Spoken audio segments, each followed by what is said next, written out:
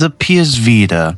An interesting, quirky little console with great initial support, but it fell into the wayside from 2018 onwards. I mean, I never thought of getting this machine until a certain series that I've been covering actually has not only one, but two of their games in this system. I mean, you probably know what I'm going to be playing on this one. No one really cares about that other game. What people really care about is, or at least if they do know about this, is Golden Abyss. Oh yeah, really wanted to check this one out. I mean, it came out with the release of the Vita, I'm pretty sure, and yeah, it's just more Uncharted adventure that I personally never tried out before, and yeah, I mean, it's not a card game, so there's that. Though, sometime I do want to check Fight for Fortune, I think that's the name of that one, but yeah, there you go. Golden Abyss released alongside 22 other games for the launch title in North America. Examples include Touch My Katamari, Wipeout 2048, Little Deviants, Virtua Tennis 4, you remember that one? Yeah, Virtua Tennis 4 World Tour Edition, and other titles. About the development of this game, Naughty Dog did not develop this one specifically. That one goes to Bend Studios. You might know them from the Siphon Filter series or their most recent game, Days Gone. Yes, the motorcycle zombie game. They actually produced an Uncharted game, with Naughty Dog actually just overseeing this particular project, so they had some involvement. Concept development started around 2007, just way before the PS Vita was even in development, so it can be assumed that it was for the PS3. However, once the Vita was being developed, it can be assumed that around 2009-2010, they switched over to PS Vita development and then got revealed in January 2011, and then finally released on February 15th, 2012. Now, for whoever was in the development team, of course, we have the developers themselves, Bend Studios, Sony Computer Entertainment being the publisher, and then the director. You might know this guy,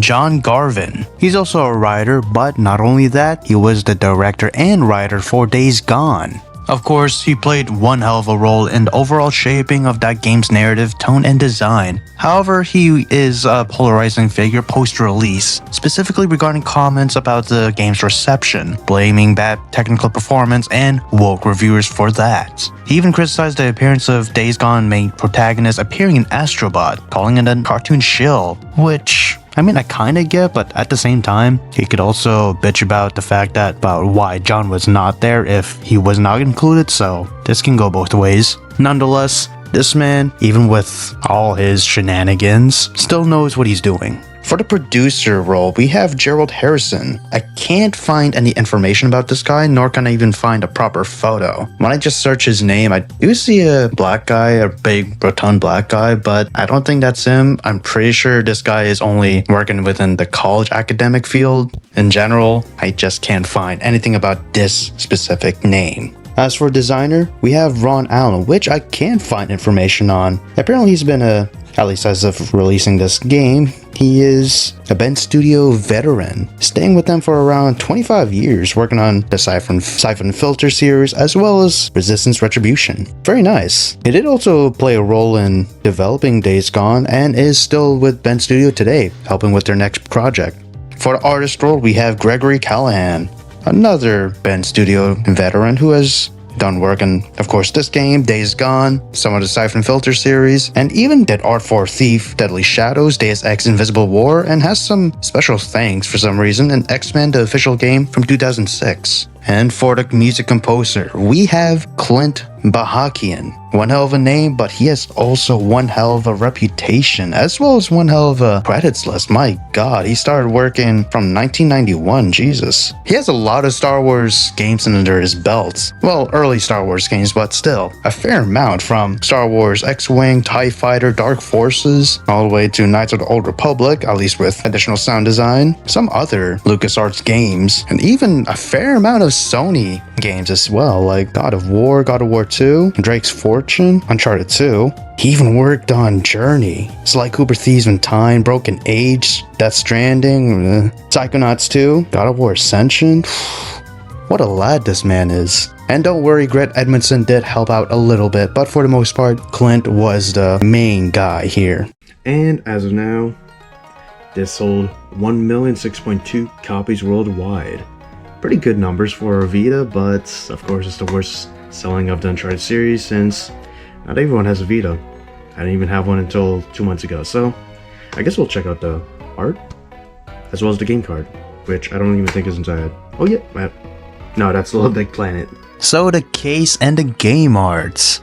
If you're curious about the PS Vita case size, this is the Nintendo Switch case versus the PS Vita case. Big difference. For the front cover, we see Nathan Drake perilously hanging around on a rope, shooting at some people. And we also see like some ruins akin to South America, a jungle akin to South America as well. Kind of tells you where the hell we are. It's pretty weird not to see the Naughty Dog logo on the bottom right and seeing Bend Studios. I'm just so used to Naughty Dog. Flipping over to the reverse side, we got a little paragraph, a little blurb about what's happening within this game, some screenshots, game information, and other legal stuff, rating as well, and then the spine, the standard weathered Uncharted logo and the logo for Golden Abyss. Just standard. Inside the case, I don't know if there's a manual, mine didn't come with one, but of course there's the card. So, card it is. Nothing to write home about. Alright, so I guess that's basically it, so let's get into playing the Golden Abyss Vita Uncharted game.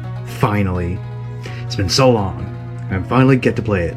Okay, I'll have to disclose this. I do not have a capture card with the Vita, so when I'm talking about mechanics, more than likely I'll be taking videos with my Meta glasses, my phone, or maybe even the GoPro. Maybe, just maybe even borrow some footage from YouTube. So once I get to the story, I will just mainly be using someone's footage that I will credit, don't worry. So putting in this bad boy, we can tap on this little pog. And I gotta say, I really do like the fact that there's these general screens for the game that you're about to play.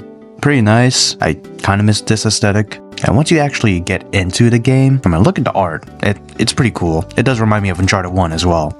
The loading screen having the MacGuffin artifact, absolute tradition. Skipping the Sony card, check out the Bend Studio one. This one teaches a mechanic that we'll be using somewhere in the game.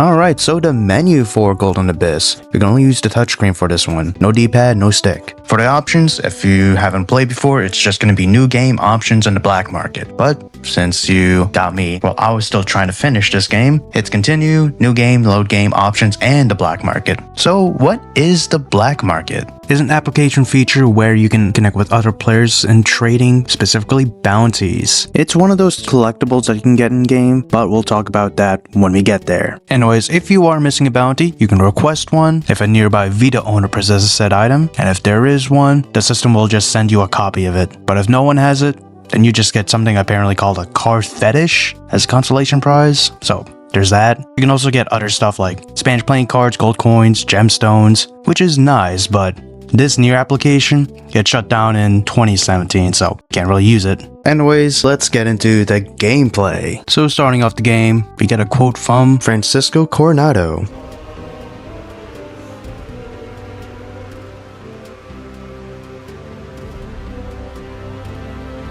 How it starts off is something akin to Uncharted 2, except we start near the end of the story and then we go all the way back 2 weeks later to the start. The only thing that you're honestly missing out on is the fact that it's a portable adventure, and since this is all a Vita launch title as well, they tried to implement a lot of touch controls, as well as the fact that this is a prequel, so other games don't really acknowledge this, which kind of sucks, but at the same time, I can see kind of why they don't mention it. Still, it's a shame because this is still a fine Uncharted adventure. In terms of characters, we got two that come back. Of course, titular Nathan Drake, God bless. And of course, Victor Sullivan. And if you're interested, they do retain their own voice actors, Nolan North and Richard McGonigal. Now, Nathan Drake did not come here with Victor Sullivan originally. He came here with Jason Dante, who has been with him before and is voiced by Jason Spisak, though this is his first appearance in a major Uncharted game. Later, we also meet another character, which will become our side character for the rest of the game, Marissa Chase, or at least a secondary partner, one can say. And she's voiced by Christine Lycan. Now for the main antagonist. Technically there's two, but I'll tell you about that later. We have General Guerrero, voiced by JB Blanc. I'll just say this, Nathan Drake does feel, act, sound the same. And yes, this is a prequel, he just feels the same as in Uncharted 1, so there's that. Hell, I can extend that to Uncharted 2 and 3, at least at some times. Now for Drake's partners. First, of course, we're gonna go with Mr. Dante. I mean, I kind of like him. For some reason, doesn't sound Hispanic. He just sounds like he's from New Jersey, New York, somewhere from that area. And he does give off the impression, at least to me, that he kind of fronts a lot. But he does have he can back up some of his claims, one can say. Kind of a jokey character, though he does become a serious threat around halfway through the story. Not only that, there is a part where Dante leaves, becomes your secondary adversary, but around 3/4 into the game, I'd say, you actually get to unite with him and reluctantly work with him. I do like that dynamic more than the dynamic in the first minutes of the game. Now when it comes to Chase, she's young, spriteful, and gets herself in a fair amount of trouble. Hell, she usually gets kidnapped a fair amount of times. But the few times she is with Drake, there's a good dynamic of teacher and student, or at least competitiveness. However, she's not annoying, thank God. You can say that a little bit about Dante, but I kind of find him charming. With Chase, she has a good head on her shoulders. She isn't even a love interest, which, you know what, that's refreshing. It's just an absolute shame there's no other mentions of her, at least to my knowledge. And with Sullivan, well, if you played any other game, that's how they are. God bless. As for the antagonists, I gotta say, they're pretty one-dimensional, though I do like 𝐂𝐀𝐏𝐿 a little bit more than Roman. And as for Dante, I don't think he's as good as Navarro, even though they're not the best villains in the game series. One can put together that 𝐂𝐀𝐏𝐿 and Dante have the same affinity to each other like Roman and Navarro, respectively. Now I think it is time that we talk about the controls. To be honest, the only new thing here is the touch controls. Everything else, if you played the Uncharted game before, well, it's the same. Left joystick to move around, right joystick to look around, left trigger to aim, right trigger to shoot. You can jump with X, whether to a ledge or over something. Pressing circle will of course have Nathan roll, whether to dodge bullets or to the hiding place. Now a square button can't be used when you're not in combat, just in combat. Of course, you can do melee attacks or sneak up on people. However, the triangle, usually that's used to pick up weapons or treasures. Though when it comes to treasures, it seems like you can only tap on the screen to get it. There's going to be an icon that you can tap. For some reason, triangle doesn't work, though it could just be me. When you're reloading, just press down on the D-pad. Or if you want to switch weapons, left or right on the D-pad will switch between your primary and secondary, or should I say pistol and rifle. Short gun and long gun? You get what I mean. And then there are the touch controls. For the most part, you're going to be utilizing the screen, whether it's tapping on something on the screen itself, swiping, or even utilizing the back pads of the Vita. Honestly, I don't really use the touch controls all that much. I mean, I know they were pushing for it since this is a Vita launch title and stuff. However, I didn't really find myself using it. Treasures, yeah, sure. I can only touch the screen or look at Nate's journal through touching the screen. But anything else, like climbing ropes, doing that little thing in the back of the pad, it still reads it. It's just moving the screen all over the place and just holding up on the left stick and pressing X to go faster. It's just, well, you know, faster compared to what I'm doing. And if I go down a rope, I can just hold circle to do that. I don't need to do a Masonic hand gesture just to get down or up. Now, I do like the fact that when you're climbing, you can swipe your finger over where Drake wants to go, or even just tap on the destination where you want him to go. That's cool. I also do kind of like fine-tuning my aim whenever I'm using a camera or sniper rifle, which this is achieved through PS Vita's gyro controls. Yes, the Vita has this. It can still get annoying if you move a little too much. The grenade, you have to actually have it at the bottom right, which will actually show if you actually do have it. Aim, which is pretty easy, thankfully, and then let go. Pretty nice. It does feel like it's a bit faster, though I wish that there was a dedicated button for me to use if I'm actually gonna throw a grenade, because I don't want to take a hand off the Vita just to aim a grenade. And then the swiping. Now these ones appear through QTEs usually, or prompts on the screen. You see a yellow arrow that's sweeping through the screen and disappearing, and if it turns red, that means you failed. If it turns green, that means you actually done it. These appear when you're either doing a melee, throwing punches, and then you have to dodge, or if you approach bamboo or a tarp, which you can cut, go in front of it, there should be a machete icon that appears, and then do the following QTEs. I gotta say, this is very heavily implemented in the game, especially near the end. Oh god, it is so annoying. You thought the QTE boss fight in Uncharted 1 was annoying? It's a little bit longer at the end, and it happens twice! Yes, I know QTEs is basically staple in this genre, especially at this time, and even for Uncharted from 1 to 3, though it just feels so heavy here. I mean, damn. Also, there's the balancing mechanic. If Drake is on a plane, there's a chance that he'll slip, and then once he does, he tries to gain his momentum, and you have to balance your Vita. So you'll see a meter, and you have to balance left, right, middle. After a few seconds, he'll gain his momentum, and you'll win. It also gets kind of repetitive until like halfway, it just stops, and then it comes back near the end. There's even a boating section that utilizes the damn touchscreen. God damn, these fuckers were adamant about this shit. Swipe up to go straight, swipe left or right to go those directions. From what I remember, you can only use it twice. Once with Sullivan and Drake, another time with Drake and Chase. From what I know, it just seems like they only use this to lore dump, have very little compelling gameplay, I guess one can say, and it just bores me, dude.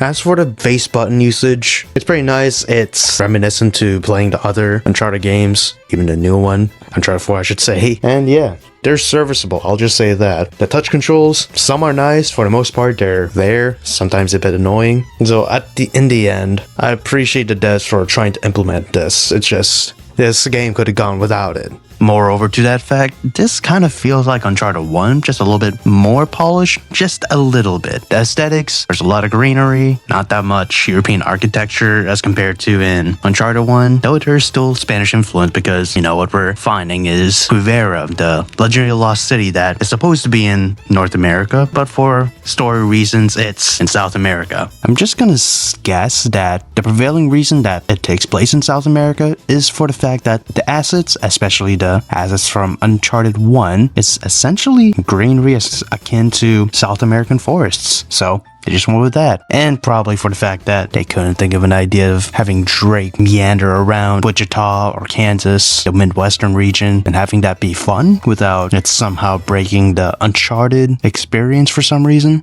And when I say this is somewhat fine-tuned, shooting is still a little bit better. Moving around as Drake, a little bit better too. Though when it comes to like climbing boxes or small obstacles, I don't know why. In Golden Abyss, it just doesn't feel like you can climb that much boxes or whatever compared to Uncharted 1. It feels like you also have a better jumping range, which in most Uncharted games in general, if there's like a wide enough gap, you just feel like you'll fall to your death. Unlike in Golden Abyss, there's a fair amount of long distances that normally he can't, he should not be making, but yet he makes them. I mean, I guess he's younger, so he just does it. So that kind of takes me out somewhat. Like I said, shooting's fine. I also feel like the enemies, even in normal mode, they don't feel all that powerful, even near the end when I was playing. There's even some times where if you're on a ledge or on a place you have to jump off to, there are other ledges just below that look close enough that you can land, but you jump off, you die, though one can say that since it's not lit up or whatever. I mean, yeah, you're supposed to jump somewhere else, though usually when it comes to that circumstance, you have to jump to ropes, but I think it's just me not finding the ropes properly.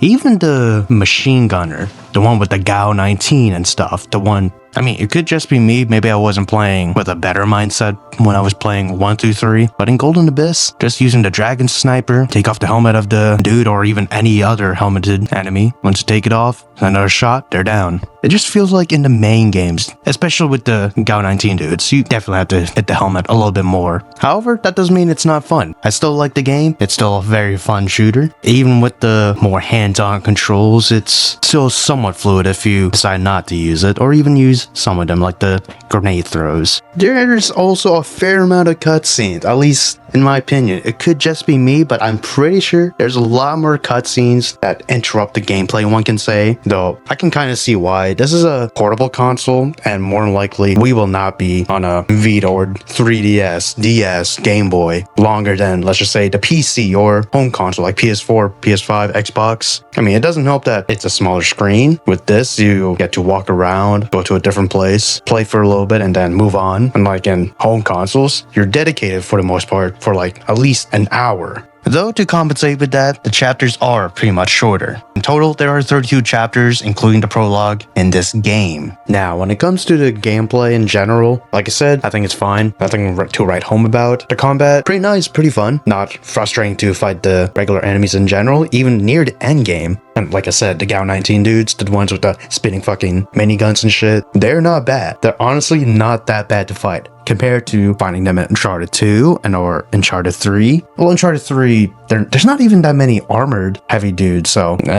they're definitely much more of a pain in Uncharted 2. Jesus Christ, Lazarevich definitely provides his men with better armor. Though they're more militaristic men, army dudes in the end of Golden Abyss. This is when Dante and Guido decide to get really serious and hire better guns, better men to get the treasure of this whole game. But like I said, overall, it's a good fight, not overly challenging. The puzzles, I'm not gonna lie, I don't remember that many puzzles. There's a fair amount. I mean, there is one grand puzzle when you're with Chase in a certain room where you have to fill in some paper with like a charcoal drawing. I forgot what the technique is called, but there's basically something that you want to keep a memory of. You put a paper on it, use some chalk, crayon, or in this case, I'm pretty sure it's charcoal, rub over it, and then bam, you got the thing. That's one of the puzzles. You do that like 6 times. Well, 3 times with Chase, doing the other 3. Other than that, Jesus Christ, there's not many puzzles actually. Though I do remember some lock-picking puzzles, or at least locker puzzles. Near the end, there's like a disc puzzle. Kind of like in Assassin's Creed where there's multiple rings that you have to spin and then match to form a picture. That's basically what this particular puzzle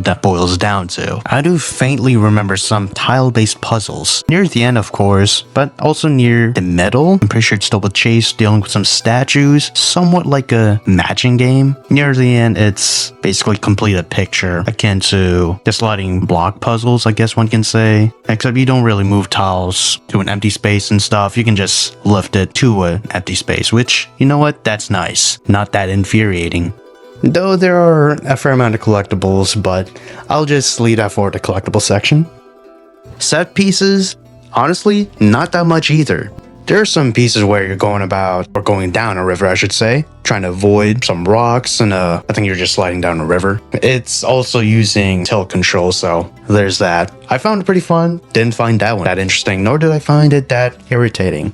There are also some sections where you just have to run away, kind of like running away from the guards or even getting shot up in Uncharted 3. There's something similar to that here. I found that one a little bit more irritating, though it's mainly for the fact that sometimes there's are ledges that you think you can grab, but Drake just doesn't. Definitely a bigger downgrade in terms of proper epic set pieces from Uncharted 3 to this. I mean, this is a game from Bend. Naughty Dog didn't really do anything other than supervise, so can't really blame them. As for Bend, I don't know, man. I wish you could have done more. Alright, let's move on to something interesting to me, and that is the weapons. So let's start off with Drake's starting weapon, the Colt 45, or just the Colt Defender as we know it in the real world. Then we have the Beretta 92FS Brigader Inox. Still, we're going with the Inox, which is interesting. These are used by the antagonists, General Guerrero and Dante, and of course other goons. Check it out, y'all. The Makarov is back. I'm pretty sure the last time we seen this was in Uncharted 2. And now the heavy hitters of the handguns. First off, the Smith & Wesson Model 629, classic. You know this one as the West 44 if you played other games, and this is Sullivan's weapon of choice. And then what I've been using near the end of the game, the Desert Eagle, Israeli's finest. Yes, it's an Israeli creation. And then we got one oddball, which is essentially a launcher, but I'm gonna include it into the handhelds because this is basically a handheld. The GP32 BND. This is a pistol version of the M79 grenade launcher that you'll eventually be seeing from the middle to the end of the game. I'm pretty sure it only appears in the end game because I only saw it in the last 2 chapters, maybe even the third last. And then we have a submachine gun, the one and only in this game, that being the Micro Uzi. Now, the long guns. We have the AK-47, a pretty common gun in this game, the Colt Model 6x3, or essentially the M4, the FN FAL, it's fine. And then the shotguns. We got the Maverick 88, Mossberg's very finest. We got a Spaz 12, you gotta love that one. This one appears near the end of the game. And then we have the sniper rifle, which there's only one, the Dragon Sniper. Those are like what I've used near the last half of the game, honestly, because they keep on giving you a lot of ammo for higher caliber weapons, in all honesty. Then, the last 2 launchers. Of course, like I said before, M79 grenade launcher, and then we have the RPG-7. And I guess I'll conclude this. We got the 𝐂𝐀𝐀19. That one you can pick up and use if you want. And then we have the stationary machine gun, the M1919A4. And the grenade, of course.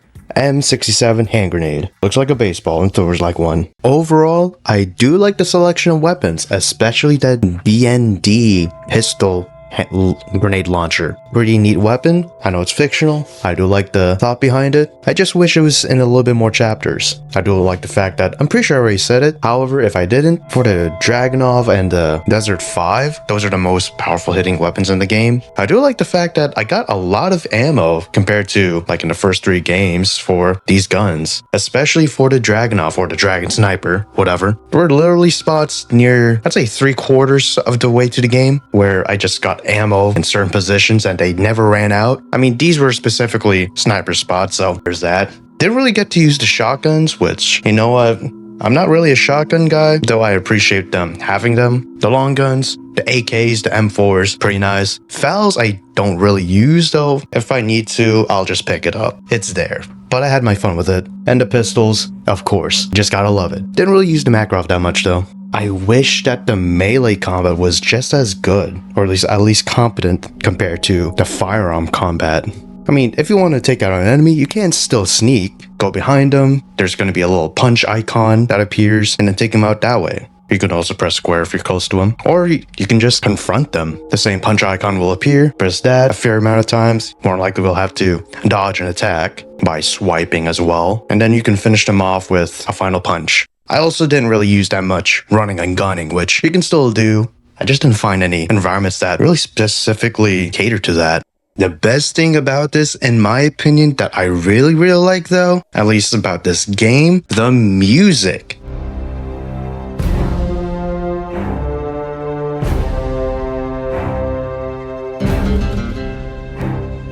I know Greg Edmondson wasn't really present here. He did work on some pieces, but for the most part, Clint Bajakian did pretty well with his work. I mean, there's still the Uncharted-ness of it with their signature brass themes and stuff, though there are little elements like Gregorian-esque choir chants that you can sometimes hear, which brings on the feeling of European presence, as well as the Middle American ethnic vocals that, you know, since this mainly takes place in Central America, specifically Panama, it kindly represents that. And of course, the Gregorian chants coinciding with the Spanish, you know.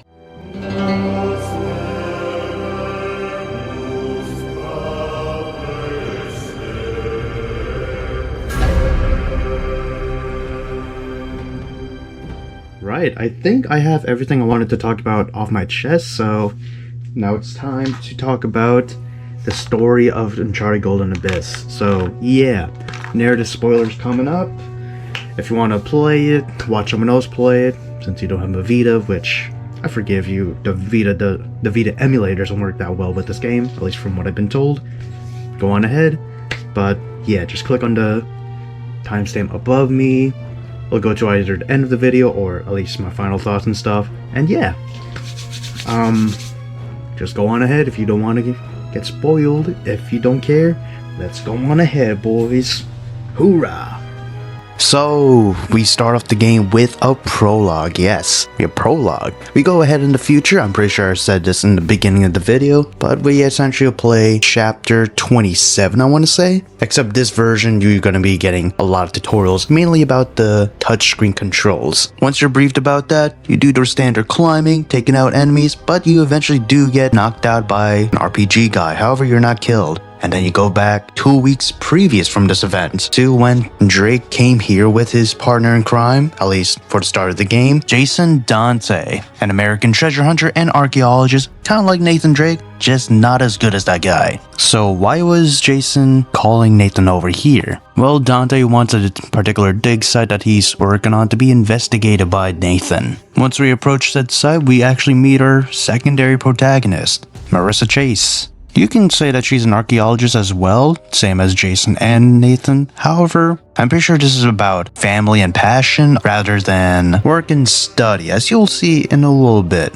She is the great-granddaughter of Vincent Perez, who is an archaeologist, specifically dedicating his work to finding the lost city of Quivira for nearly 2 decades before he got diagnosed with cancer and vanished mysteriously, leaving no trace behind. However, before he vanished, he did give Chase a particular golden amulet that he found during his digs. This amulet, it's in the loading screen, and it is, of course, paramount to the story. which leads us to this dig where Jason and Marissa are teamed up to see what her grandfather was on about. And though because she's a distrustful person, they actually tailed the both of them. And right after, Dante gets an interesting radio call from Roberto Guerrero, the leader of the Revolution Army that is surrounding this forest. With that distressing call, Dante decides to leave, and in the meantime, Chase helps Nate examine the dig site. With both parties a bit miffed and disappointed about the fact that Dante hasn't informed them about the presence of Guerrero essentially surrounding them. Putting that aside, they've actually used their skills in archaeology to examine the dig site, in which they find a fair amount of Spanish remains of conquistadors that were apparently murdered via poisoning. The culprit, well, who knows?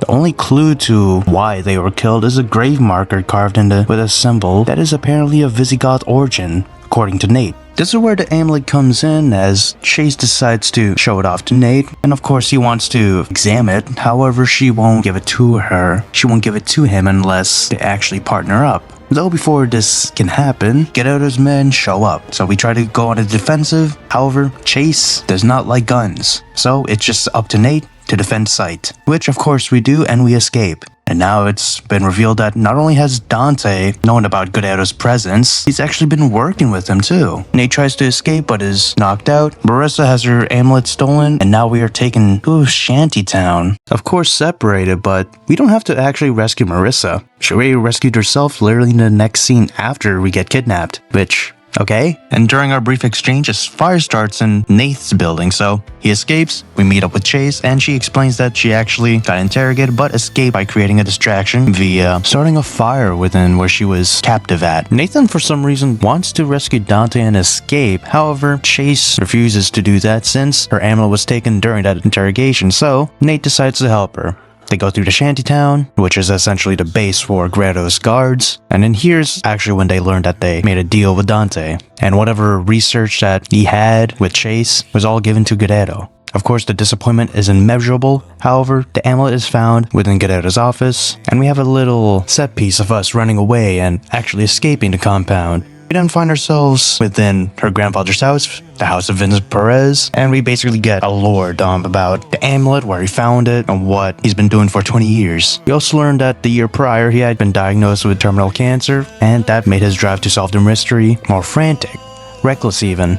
Vincent even contacted Dante, and Dante was able to negotiate with Guerrero to actually go to the site. Only for 3 months into that project, Perez disappeared, and Dante just took over the operation. You also get to see that Nate seeing the symbol of the grave marker on the cover of a book about the 𝐂𝐇𝐀𝐏 ciudades. So the Siete Ciudades, it's a Christian legend where 7 Visigoth bishops fled the Muslim invasions of the Iberian Peninsula around 711 AD and established 7 different Christian cities on a remote island in the Atlantic, Antilla. There is a Latin chronicle from 750 AD which states that the group sailed with around 5,000 faithful Christians and went to these 7 cities. However, the route was never really established, and our archbishop, no one really knows what happened to him. There is also a real place called Siete Ciudades in the Azores.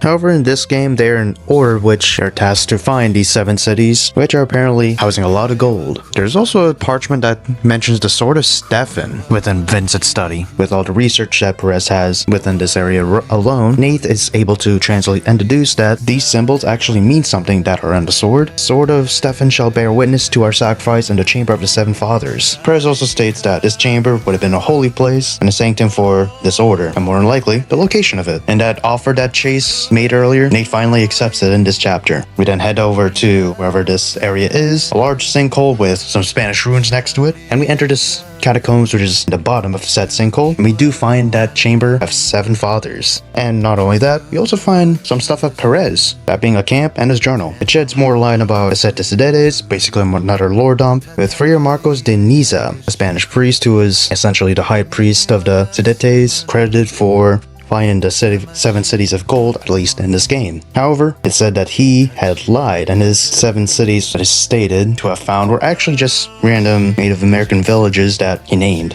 Reading Perez's journal once again, we realize that the Sword of Stephen is actually the Sword of Esteban. And then we solve a puzzle, discover Esteban's tomb, as well as an area. That's where we see Vincent Perez's body. Big sad. We give Chase some room to mourn, and we also take the sword for ourselves. This one contains some symbols as well, so we do some charcoal rubbings. After we do that, we assure Chase that once we actually find Quivira, it'll be dedicated to her grandfather. However, since she made the deal with him, it's actually going to be Chase's and Nate's discovery as partners. And since we're on the subject of Quivira, Quivira is a legendary city in North America, specifically in Kansas, and where apparently this is a city made of gold and silver. The Spanish wanted to check it out. However, when they went there, it was actually just some modest Indians or Native Americans with some interesting looking huts. Once again, they are interrupted, this time by Dante, who is standing on business to actually, take care of both of them. Though, just as soon as Chase is taken hostage by Dante, 𝐃𝐿𝐻 arrives, and where he insults him. Dante is pushed off the balcony, yet another theme of betrayal. Both Nathan and Dante have to work together to escape. They do their own thing, kill 𝐃𝐿𝐻's guards, actually escape, though there's a final dialogue in where Dante goes on about how since he got betrayed, he's gonna hire his own men to get whatever treasure that is within Quivira. So it's gonna be 3 between us, him, and 𝐃𝐿𝐻. And so we retreat to Sullivan. You know you got it.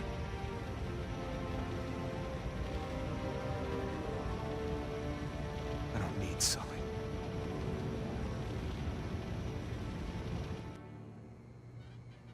Sully, I need you. I have no idea where this is, but I'm just gonna say it's somewhere in Panama. Nate essentially catches Sullivan up on everything that he's been through, and even during that time, he assembles the charcoal drawings, or rubbings I should say, from that sort of Esteban, which reveals the location of the Temple of the Serpents, as Friar Marcos as the guards for the gateway to hell. Thus, we head to the temple, fighting Dante's mercenaries along the way, as well as 𝐃𝐿𝐻's silly-ass army. Though, along the way, Sully falls down a hole, being overconfident for some reason, and busts his leg. Thus, we split apart. Nathan to go on to the temple and actually rescue Chase and find the treasure of Quivira, while Sullivan attempts to steal a helicopter so that when they have to get out of here, they have a bug-out vehicle. Big sad, as we won't be seeing Sully until near the end of the game. Drake navigates through the jungle, eventually goes down. We actually do repeat the prologue, with only changes being the fact that we don't get any tutorials, so there's that. We also get to see the RPG part once again, but this time, of course, the game continues. We survive, we head down to the caverns beneath the mountains where 𝐃𝐿𝐻 is. However, not only is he there, Dante and his men are also there, surrounding 𝐃𝐿𝐻's army. Taking down mainly Dante's men, we actually head down to a big doorway where there's 2 of Dante's guards as well as Chase. She's being held captive and they are putting up some explosives for the supporting columns. Nate of course deals with them, though Chase of course once again refuses to leave as Quivira is just behind that door. Not only that, we also get some more monologue about Chase and her backstory and some other shit. However, she also has her artifact still, and Nate notices that this artifact, this amulet, this is the key to Quivira, and uses it to open the door after we do a combination lock puzzle. After unlocking the door, we head down and see a big giant lake. We get some downtime here, get to talk about the legends and lore of this lake, other Quiviran gods and stuff, just stuff to pass the time by, cruising for a bruising, where we see, once again, another doorway, and of course the amulet opening it. And this is where we finally get to see the golden abyss. Yes. So we have lots of veins of gold surrounding the walls here, as well as various golds are scattered around, with the main center of this area, the throne of gold, being occupied by the corpse of Esteban, who was impaled through the heart with a dagger of Marcos de Niza. Esteban was a Cetacidades offering, that being with him being a sacrifice of blood to seat the gates of hell. However, we can't stay here for too long because we are hearing incoming explosive far away in the distance. So we try to get as much gold as we can. However, apparently in Chase's bag, Dante stuffed a Geiger counter, which is starting to react to the gold. That means one thing: this gold is radioactive. Gotta be uranium somewhere there. More like everywhere, at least where the gold is. And that is when Dante confronts Drake. Goes on a big spiel about his intentions and what he wants to do with the gold. He just wants to get rich. I mean, yeah. However, if you do that, he's gonna fuck up the gold market with all this radiated gold. Though I have a feeling the market will somehow intercept it, but when will they intercept it? And how soon will they actually do that? Nonetheless, Drake ain't backing down, and neither is Dante. So we go to a 𝐂𝐀𝐏 fight. Dante here, he's the first major boss fight of the game, and his fight lasts a little bit longer than the final boss fight in Uncharted 1, and not as long as the 𝐂𝐀𝐏 boss fight in Uncharted 3, though there's at least some interactivity. Here it's just pure 𝐂𝐀𝐏s. Once you complete that, Nate and Chase leave Dante by the Throne of Gold, while Chase detonates the bomb in the caverns to seal this area. As they flee, the caverns begin to collapse and more than likely kills off Dante and any other mercenaries with them. So now it's just 𝐃𝐿 and whatever's left of his army. Now it's a frantic sprint back up to the surface, or at least the exit I mean. Getting flanked from all sides from the remainder of 𝐃𝐿's men, we head back near to the exit, though we find out 𝐃𝐿 is all alone. He has an RPG, actually blows up a column that actually traps Marissa, and so we have to do a sprint essentially all the way up to him and confront him for another 𝐂𝐇𝐏 fight, and this one being the final battle, which, I mean, cool. They did this shit twice too, like the boat sequence. It's not all that bad once you finally finish off 𝐃𝐿. He goes to a bridge, the bridge collapses, and there he's gone. And now we have to help Chase, and that's basically the last actions of the game, at least in terms of gameplay. It seems like we're doomed to stay here, but of course we have other games to attend to. Thus, Sully comes in last minute, throws down a rope, actually helps us out of there. There's the sunshine, there's the beautiful scenery all around us, and the helicopter that he actually managed to find. Chase nearly shares a kiss with Drake, however gets hugged by Sullivan, asking them when they're gonna leave. So, all of them do. It's possible that her and Chase and Nathan actually did get some alone time some other place. I'll just say that they did, and you know what? They earned it. And yeah, that is Uncharted Golden Abyss. Tina's the place to do it. You know, the last time you told the story, they were from Sao Paulo. Hey, would you just let the man finish? Trust me, you don't want him to finish this story. Anyway, the little one. Her name was Maria. Oh, Maria. The lips on that girl. And her brother was Isabel.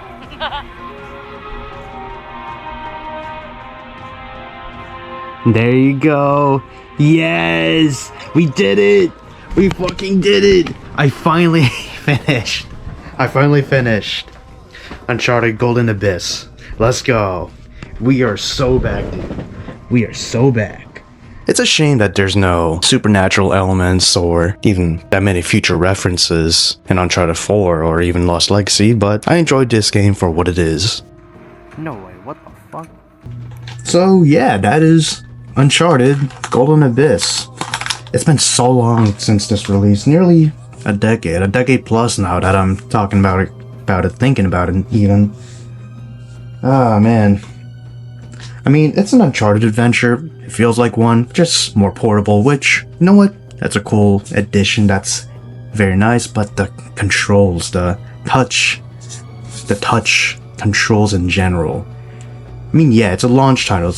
They wanted to incorporate like all the knickknacks of Vita's silliness or touch mechanics. All cool, but it'll be nice if they have physical buttons, which most of them do. It's just I don't really find it all that useful.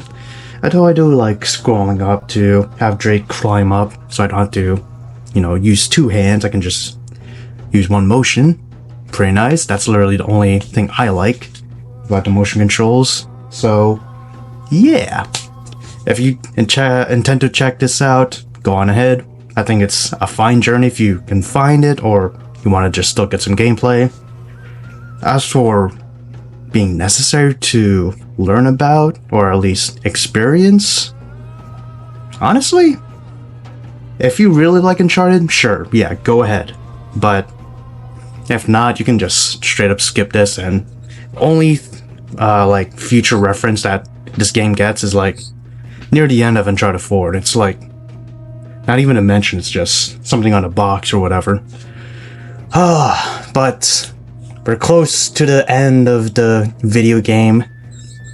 We're actually close to the closest Uncharted game, that being Lost Legacy. But before that, we have one last mainline game, Uncharted 4. So yeah, gonna end off here. I know there's a lot of rambling near the end here. I'm sorry, that's just how I am. So yeah, solid game, honestly. It's fine. You're not gonna miss much by missing it, so there's that. Like I said, Uncharted 4 next. As for other games, who knows, maybe I'll check out 𝐂𝐿 Pretty derby. So there's that. Thank you all for watching. Leave a like for this episode, and you're supposed to see you, yes, you, in whatever video you watch next to this channel, man. Peace out.